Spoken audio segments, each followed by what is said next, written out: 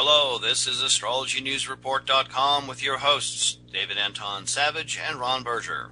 Now we go to our third segment of this week's report, People in the News, where we will analyze the Vedic astrology birth chart of a newsworthy person or place or event. Since we are tracking the effects of a special combination in the zodiac, the conjunction of Mars and Saturn, we decided for this week to give folks a couple of real-life examples, Hillary Clinton and Vladimir Putin. They are both Libra Rising. Therefore, they both now have Mars and Saturn transiting in the first house of self-actions, the ego, and the body. It's a strong combination of two malefic planets, up close and personal, which cannot be ignored. Now, as we have made clear last week, when we went through all the rising signs of the zodiac for this malefic combination, it's not all bad. In fact, there are some very good effects available when Mars and Saturn combine. But this is still a not so easy to deal with energy pattern, especially when it happens in the rising sign. So we thought it would be interesting to see what's in the offing for Putin and Hillary during the next several weeks as Mars moves towards an exact conjunction with Saturn on August 25th. And Mars does not exit Libra until September 4th. Although they both have the same rising sign, their charts are quite different, and they are in very different planetary periods. So let's take a stab at how a Saturn-Mars conjunction in the first house plays out for two human beings who happen to be known around the world. We'll start with President Putin, since recent tragic events in Ukraine have put him front and center in the world's media.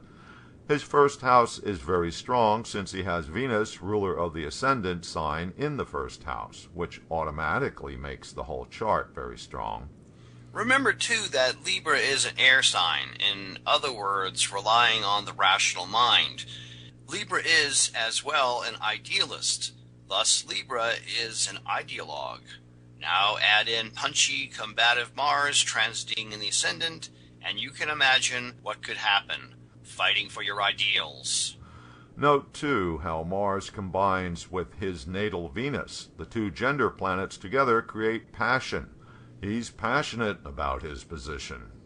Then add Saturn's signification of endurance to Mars's proclivity for combat, transiting in his already powerful first house, and you see his will strengthened, his determination, and if need be, the ability to take ruthless actions. A further enhancement is the fact that he is actually in a Saturn major period and Sun sub-period. Both of these planets are natally in the 12th house of Putin's chart. This plays to his strengths.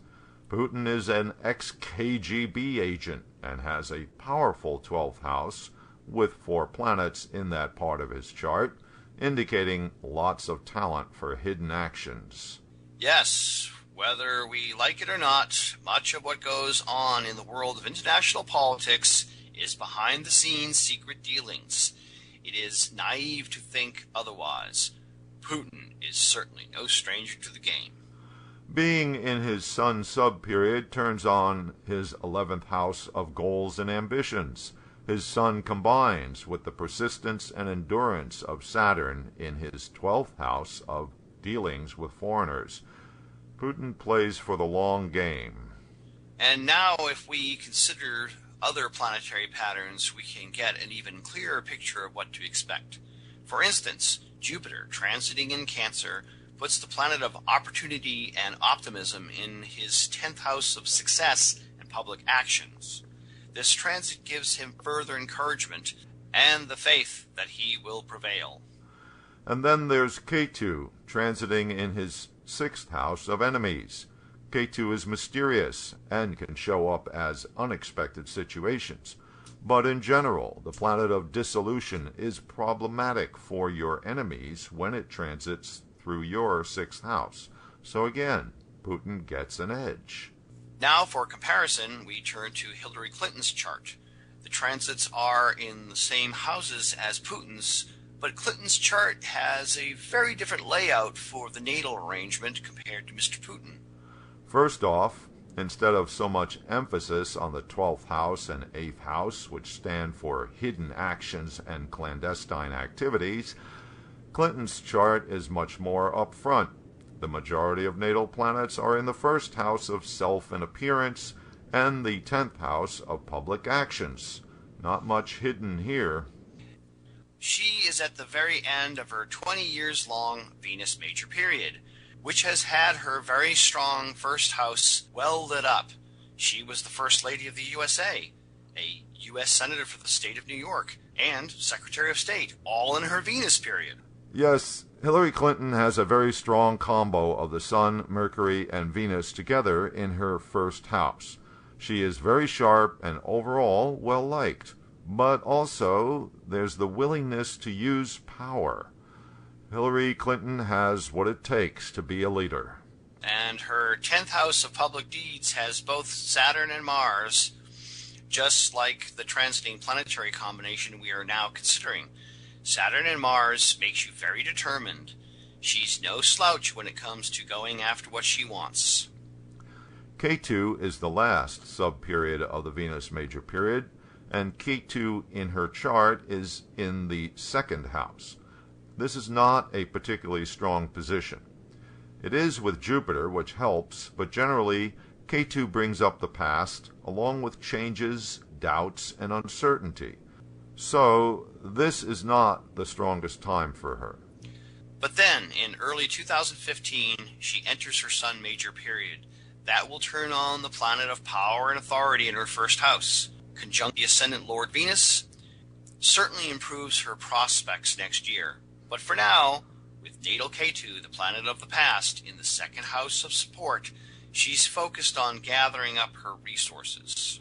Yes, Clinton will be much stronger and ambitious next year. In the meantime, right now, Saturn is exactly conjunct her natal Venus. The planet of focus, control, and caution is affecting the ruler of the chart, which is still the major period ruler as well at this time. So she is deliberately holding back, still out there doing interviews, public appearances, etc., but being careful about not declaring outright. She doesn't want to draw fire from the Republicans just yet. But right now, Mars is approaching her natal Sun. So I think we'll see a bit more passion and combativeness from her shortly. And then the combination of Mars and Saturn will come together right on top of her natal Venus during the last week of August and continue over her natal Mercury and her ascendant degree. Clinton may be playing it a bit coy for right now, but I can't see how that will continue. She may even encounter a tough situation that really puts some pressure on her. Yes, David. Note how, just like Putin, Clinton has Venus in the ascendant, so both of them get Mars conjunct their ruling planet in the first house, just that Putin gets the conjunction early in August, whereas for Mrs. Clinton, it happens at the end of the month. So for each of them, there will be lots of passion and potentially some anger with how they each express themselves during this transit. It's interesting that both have charts for power, but in different ways. And with different natal positions and planetary periods, how their personal karma unfolds and interacts with world events will put each of them at the center of events, but at different times. And when Hillary becomes president, she and Putin may well be on center stage together in the coming years. Thanks for joining us on astrologynewsreport.com. Until next week.